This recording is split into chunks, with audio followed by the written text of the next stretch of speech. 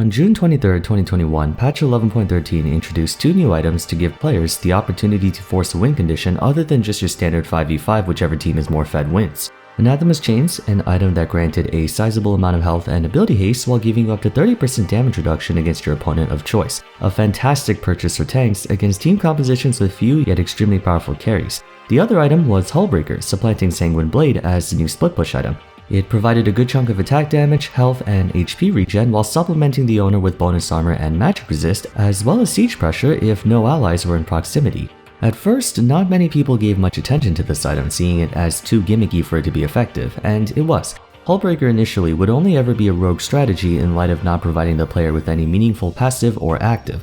This was also during a time when split pushing was considered unviable and League was the most snowbally it's ever been in years. Since then, Hullbreaker was significantly buffed to the point where at level 18 with its passive enabled, it becomes almost 200% gold efficient, or in other words, it gives you the same amount of combat stats as an item that costs 5600 gold.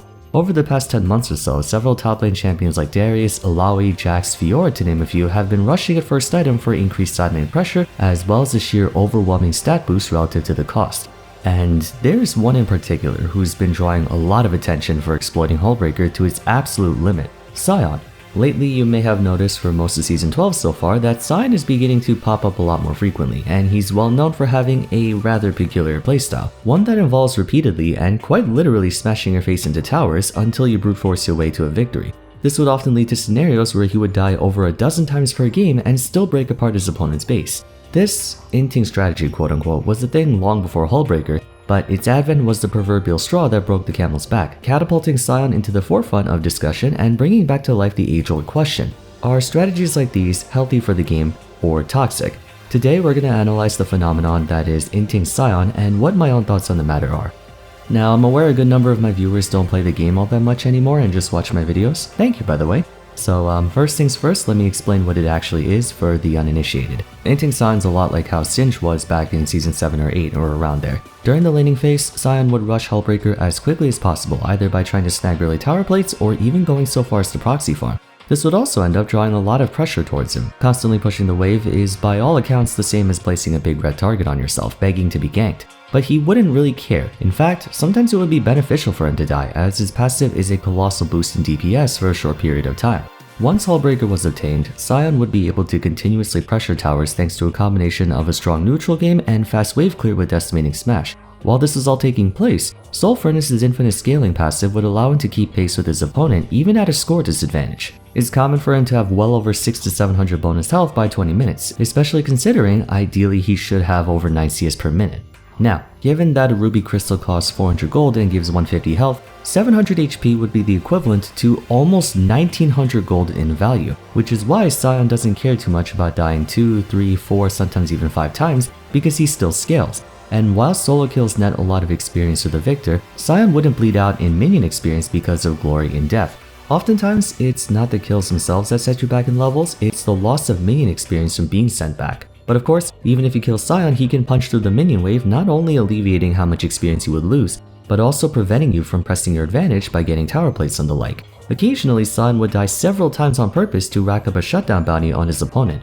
One that if he manages to get his hands on, his lane opponent is screwed for the rest of the game. And then if you fast forward into the late game, by 30 minutes, Sion could easily have over 1200 bonus health on Soul Furnace, not only granting him immense durability, but increasing how much damage he would dish out to towers through Demolish. Furthermore, Unstoppable Onslaught had the ability to damage towers, and not by a little, but by a lot. So even if he was 0 and 10, his natural scaling coupled with Hullbreaker stats and bonus tower damage effectively makes for a champion who could die 20 times and still be as dangerous as a Nasus with over 1000 stacks. Only Nasus doesn't have the luxury of falling behind early game the way Sion does. Additionally, Sion has 2 builds. Both start with Hullbreaker, but afterwards he could opt for a traditional high HP tank with Sunfire, Titanic Hydra, and so on, or full lethality with Prowler's Claw, Ghostblade, sometimes even Lord Dominic's. Both choices are efficient because for the standard tank build, he could do a ton of damage against champions through Sunfire's persistent burn damage, Titanic Hydra's health to damage conversion, and Grasp of the Undying, while his tower damage would scale well through Demolish.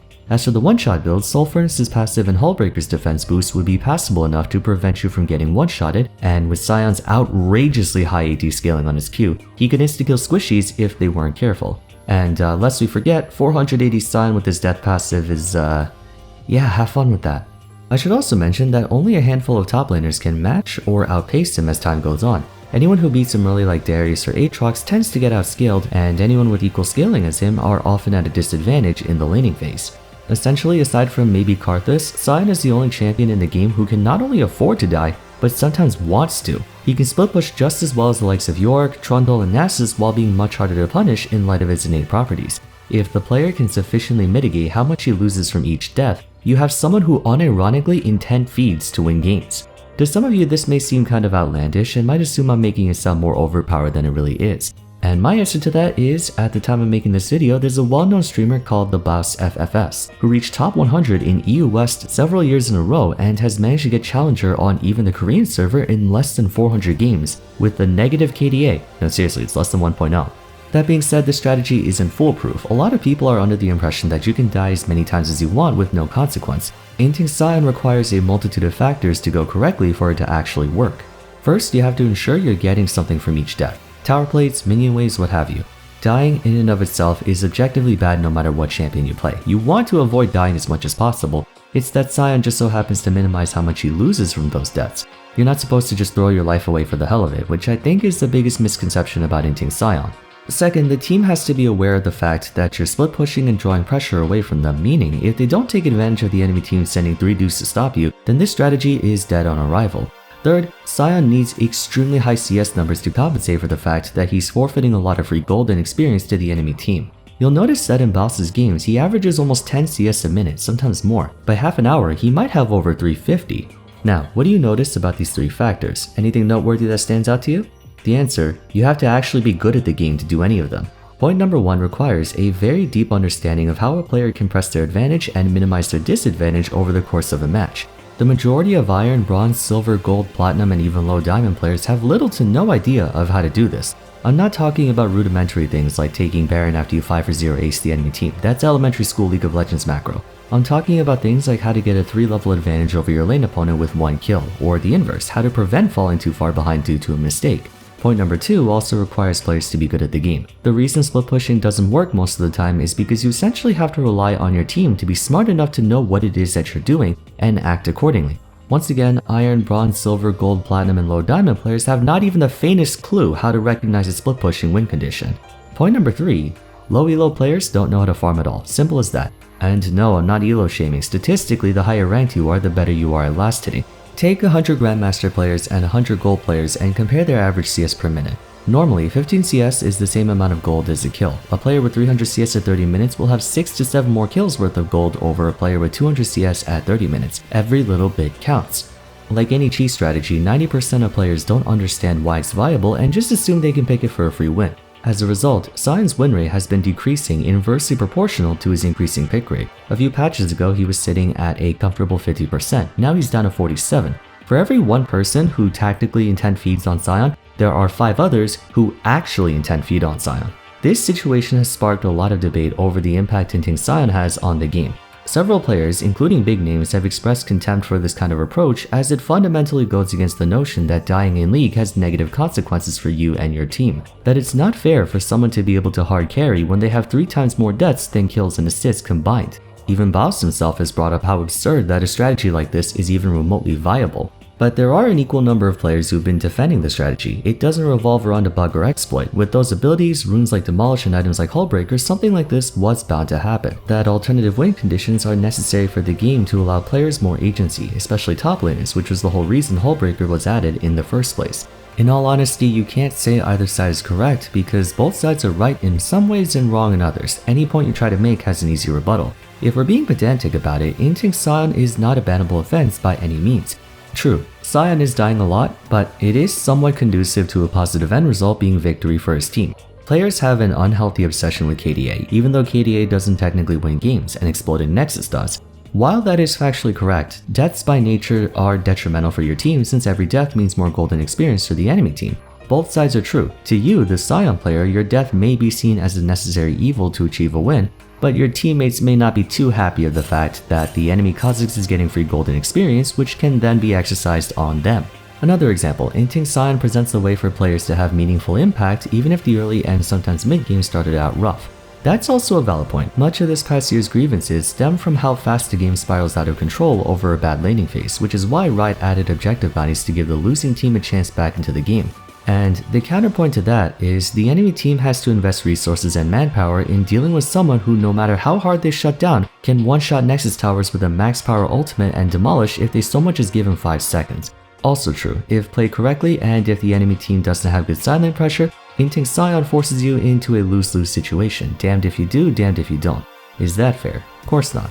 The main question that remains to be answered about stuff like this is whether or not the player should be rewarded for finding and mastering an alternative strategy, or if the enemy team should be punished for not being aware of such a thing. As stated earlier, Inting Sion demands impeccable macro sense, timing windows, and awareness of its limitations. It is by no means a freeload strategy, contrary to what the prevailing narrative might suggest. But at the same time, the only person who really enjoys this strategy is the Sion player.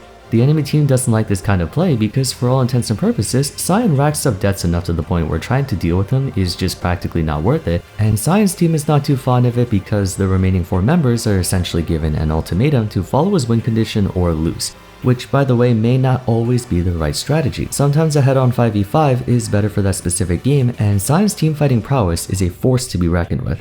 It's really hard to figure out. On one hand, you're not breaking any rules by doing this, but on the other, you're not really following the rules either. League is first and foremost a team game. Split pushing goes against this, even though it's acknowledged by Riot Games as a viable strategy. Is it the player's fault for abusing an unconventional strategy to win games, or is it the enemy's fault for being dumb enough to lose to that strategy? Who does the onus fall on?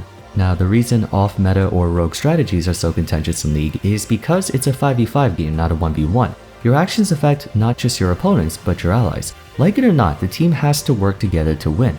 Of course, if this are team battles like Rank Flex or Clash, your squad can all agree to pursue the Inting Sion strategy to win the game, but in that situation, it was premeditated. In solo queue, when you're paired up with random players, it's harder for you to convince your team that, hey, I think we should go Inting Sion. In a vacuum, the strategy is perfectly healthy and honestly rather ingenious, but in the context of League, it involves a lot of collateral damage and is inherently selfish. Not to the fault of the player, mind you, but it's not really something that people appreciate. Sion's passive is receiving a nerf this coming patch where he does half damage to turrets, so we already know where Riot stands in this debate. As for me, the way I feel about Inting Sion is kinda like drinking. Quick disclaimer, I am by no means encouraging the consumption of alcohol, this is purely meant to be an analogy.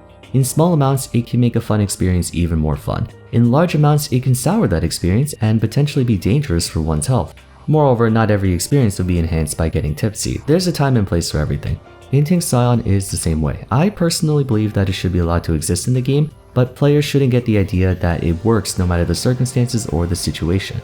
Unfortunately, not many people are good enough at the game to know this. They just see boss get challenger and think monkey see monkey do, I'll just turn my brain off and crash into towers over and over again. And then they wonder why they get banned for Inting.